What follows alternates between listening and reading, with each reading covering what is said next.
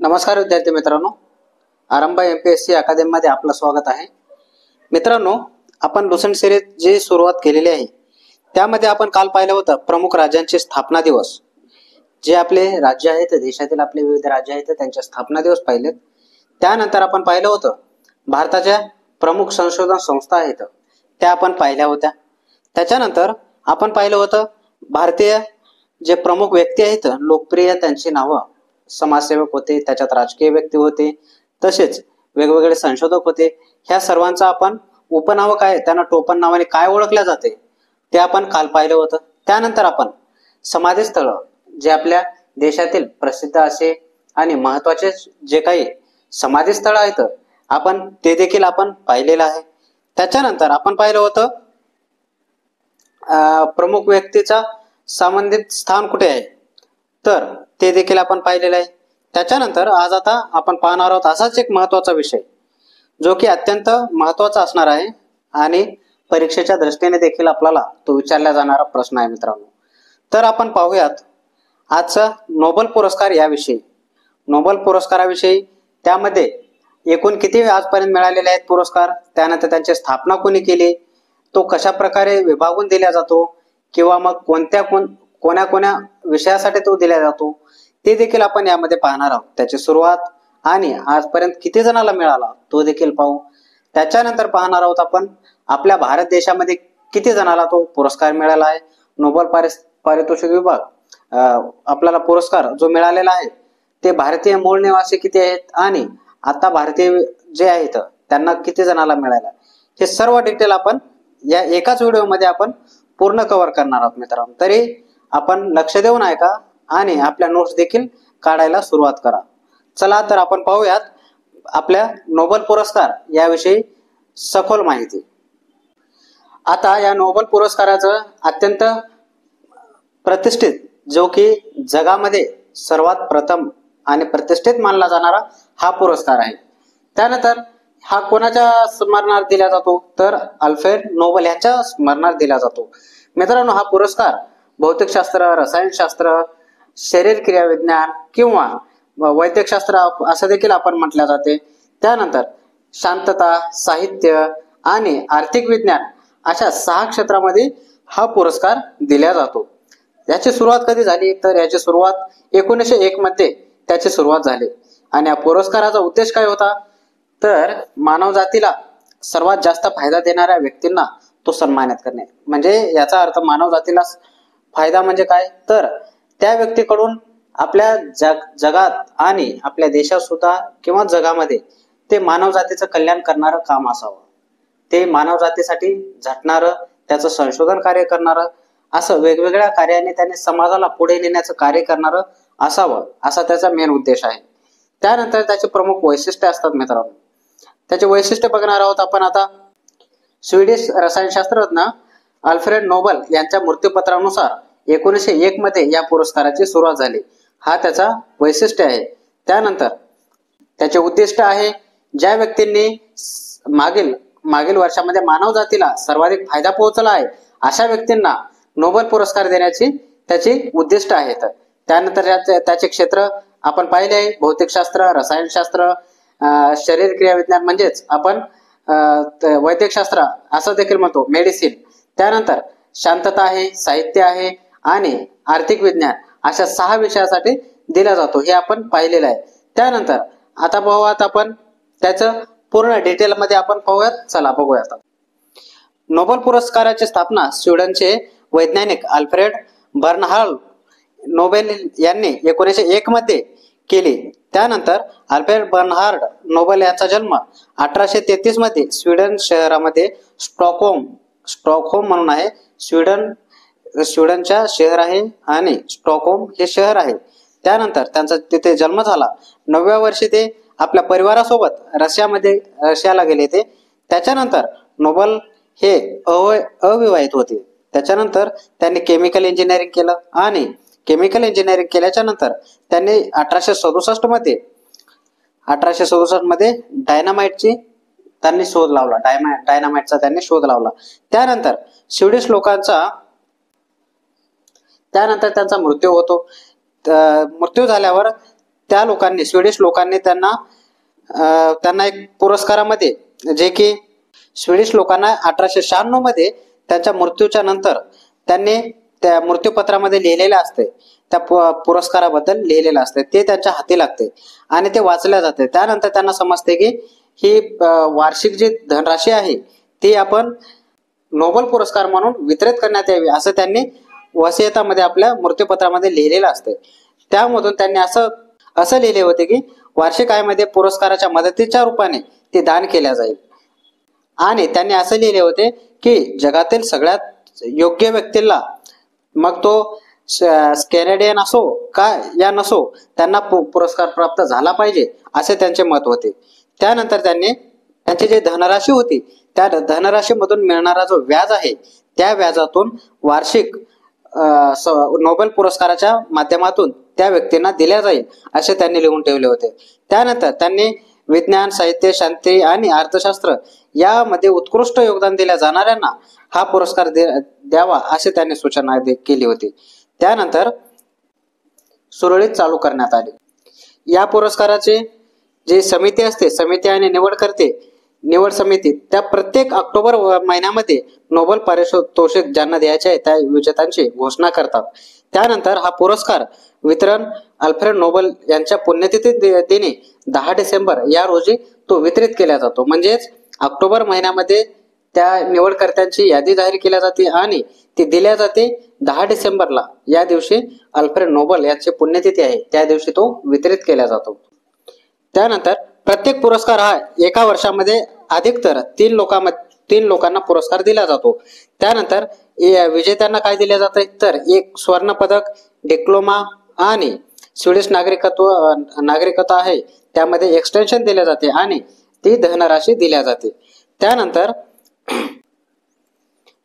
दोन विजेता असतील, एकच पुरस्कार आणि 2 विजेता असतील तर ती राशी 2 जणांना ती वाटून दिल्या जाते. परंतु 2 पेक्षा अधिक 3 जरी असली तरी 3 मध्ये बरोबर वाटल्या जाते. त्यानंतर एकाला अर्धी दिल्या जाते, तर उरलेल्या 2 मध्ये त्याचे 2 भाग करून, उरलेल्या भागाचे 2 भाग करून त्या दोघांना बराबरीमध्ये वाटून दिल्या जाते. अशा प्रकारे 3 जणांना दिल्या जाते वाटून. त्यानंतर आतापर्यंत फक्त 2 लोकांना, मृत व्यक्तींना हा पुरस्कार दिला गेला.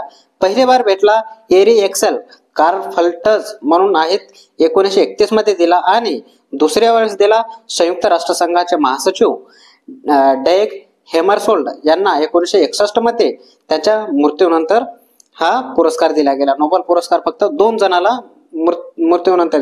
पहिले आहेत एरी एक्सेल कार्लफ्टज 1931 आणि दुसरे आहेत संयुक्त राष्ट्रसंघाचे महासचिव डॅग हेमरसोल्ड यांना 1961 मध्ये. लक्षात ठेवा, ह्या 2 लोकांना दिला आहे. त्यानंतर असा नियम बनवण्यात आला, तर नियम काय होता की 1974 मध्ये नवीन नियम बनवला आणि मरणोत्तर नंतर हा पुरस्कार, नोबेल पुरस्कार दिला जाणार नाही, ते असे घोषित केले. 1974 नंतर मरणोत्तर पुरस्कार बंद झाला. तर आपण पाहणार आहोत आता ज्यांना 2 बार नोबेल पारितोषिक मिळाले आहे. जगामध्ये 2 बार नोबेल पारितोषिक मिळवणारे फक्त 4 जण आहेत. त्यामध्ये आपण पाहणार आहोत मॅडम क्युरी म्हणून आहेत. 1903 मध्ये रेडिओ सक्रियता म्हणजे भौतिकशास्त्रामध्ये त्यांनी संशोधन केलं, त्यामुळे त्यांना 1903 मध्ये आणि 1911 मध्ये शुद्ध रेडियम रसायन याचं त्यांनी संशोधन केलं. ह्या 2 साठी त्यांना, मॅडम क्युरी यांना 2 वेळा मिळाला. एक वेळा 1903 मध्ये रेडिओ सक्रियता आणि 1911 मध्ये रेडियम रसायन याच्यासाठी मिळालेला आहे. त्यानंतर दुसरे आहेत लिनस पॉलिंग म्हणून. 1954 मध्ये त्यांना हायब्रिडिज कक्षीय सिद्धांत रसायनशास्त्रामध्ये मिळाला आणि 1962 मध्ये नाभिकीय परीक्षणासाठी त्यांना शांतीसाठी पुरस्कार मिळाला आहे. असे 2 पुरस्कार त्यांना मिळाले. नोबेल पुरस्कार 2 वेळा मिळाले, एक 54 आणि एक 62. त्यानंतर जॉन बार्डेन 1956 मध्ये ट्रान्झिस्टर म्हणून भौतिकशास्त्राचा पुरस्कार आहे, त्यांचा आविष्कार केला त्यांना ट्रान्झिस्टरसाठी 1956 मध्ये.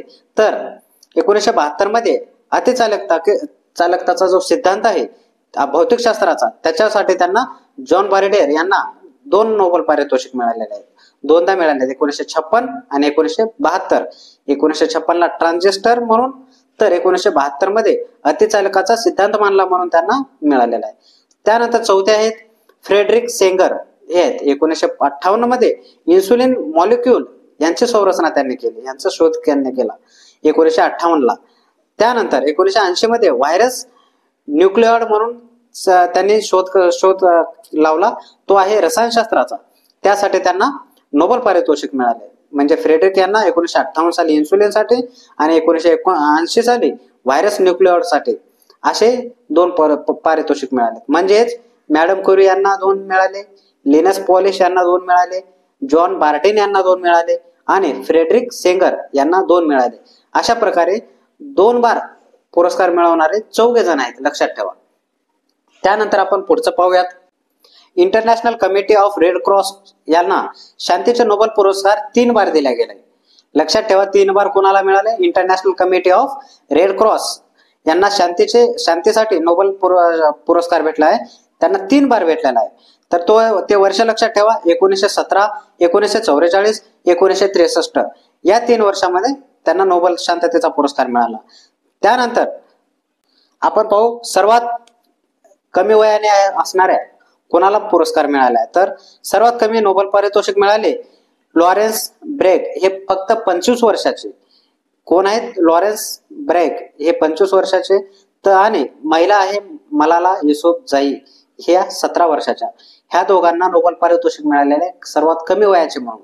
पहिला आहे मुलगा लॉरेन्स ब्रॅग याला, तर मलाला युसुफझाई महिला आहे 17 वर्षाची, तिला मिळालेला आहे. त्यानंतर आपण पाहणार आहोत सर्वात जास्त वय असणाऱ्या वयोवृद्धांना कोणाला मिळालाय? जॉन बी गुडएनफ.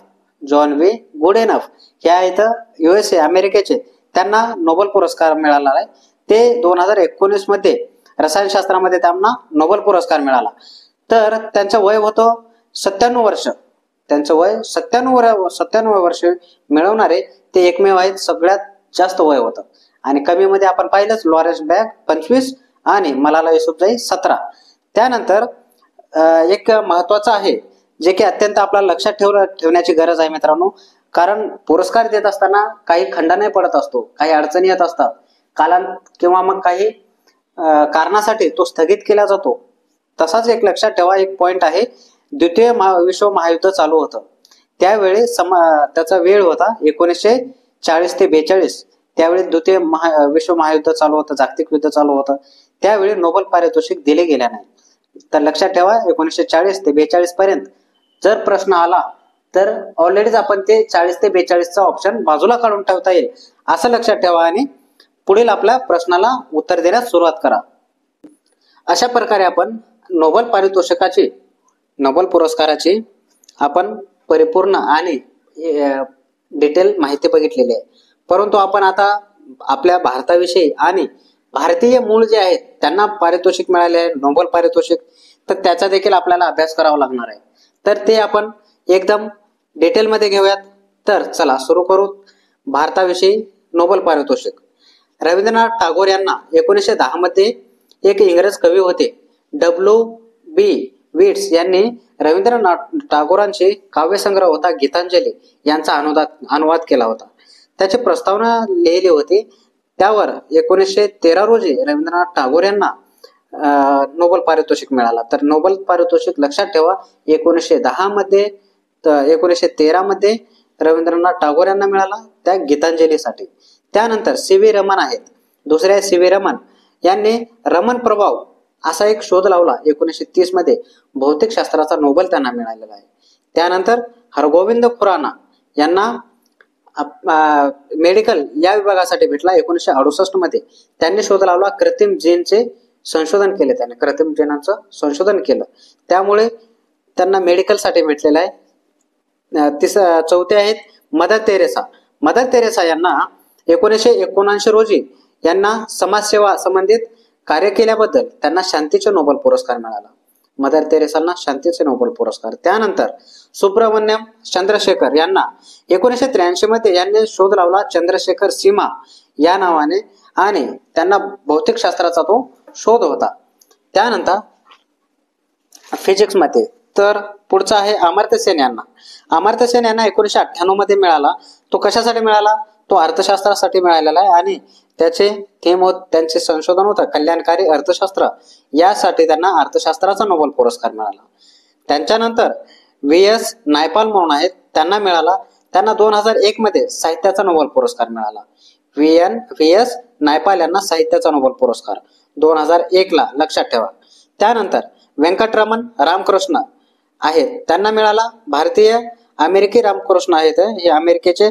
थॉमस ई स्टेच आणि इस्रायल यांना अदाई योथन यांच्यासोबत प्रोटीनांचं त्यांनी निर्माण केलं. त्यांच्यामुळे त्यांना संशोधन केले त्यांनी प्रोटीनचे. त्याच्यामुळे त्यांना 2009 साली रसायनशास्त्राचा नोबेल पुरस्कार दिला गेला.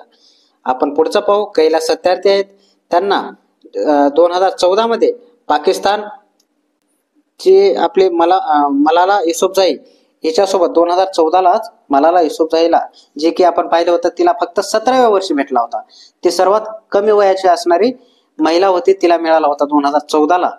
तर पाकिस्तानच्या मलाला युसुफजाई सोबतच आपल्या कैलास सत्यार्थी यांना शांतीसाठी नोबेल पुरस्कार भेटलेला आहे, लक्षात ठेवा मित्रांनो. त्यानंतर अभिजित विनायक बॅनर्जी आहेत. अभिजित विनायक बॅनर्जी यांचा जन्म पाहू आपण 1961 मध्ये झालेला आहे, मुंबईमध्ये. त्यानंतर बॅनर्जी यांना एका पुस्तकासाठी, त्यांच्या पुस्तकासाठी भेटलेला आहे नोबेल पारितोषिक. ते आपण पाहूयात कोणतं पुस्तक आहे, तर experimental approach to elevating global poverty या पुस्तकासाठी 2019 मध्ये अर्थशास्त्राचा नोबेल पुरस्कार मिळाला. त्यानंतर आपण थोडक्यामध्ये अभिजित बॅनर्जी यांच्याविषयी जाणून घेऊयात मित्रांनो. त्यांचं पश्चिम बंगालमध्ये त्यांचं पूर्ण जीवन गेलेलं आहे लहानपणाचं. त्यानंतर त्यांनी कलकत्ता विश्वविद्यालयामध्ये कॉलेज केलेलं आहे. त्याच्यानंतर त्यांनी 1983 मध्ये दिल्ली येथील जवाहरलाल नेहरू विश्वविद्यालयामध्ये अर्थशास्त्रामध्ये डिग्री हासिल केली. त्यानंतर त्यांनी हार्वर्ड विद्यापीठ आहे, हार्वर्ड विद्यापीठामध्ये त्यांनी 1988 मध्ये अर्थशास्त्रामध्ये PhD केली. अशा प्रकारे त्यांचं पूर्ण एज्युकेशन आणि बालपण गेलेलं आहे. त्यानंतर आपण पाहूयात महत्वाचंच असणारं एक अत्यंत चर्चेले जाणारा प्रश्न आहे आणि ते वेळोवेळी देखील नोबेल पारितोषिक ज्या वेळी दिल्या जाते त्यावेळी त्या प्रश्नाची उकल किंवा चर्चा होत असते.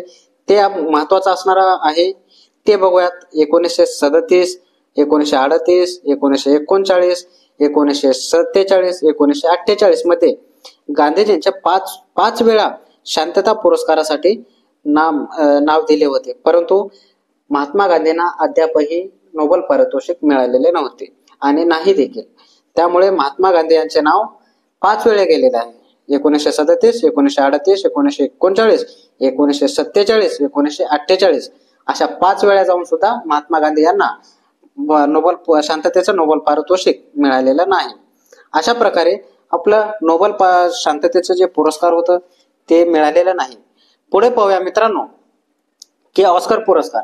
आता ऑस्कर पुरस्कार पाहण्यासाठी आपल्याला पूर्ण डिटेल घ्यायचं आहे, त्याच्यामुळे आपण तो दुसरा व्हिडिओ बनवूया स्पेशल ऑस्कर पुरस्कारासाठी.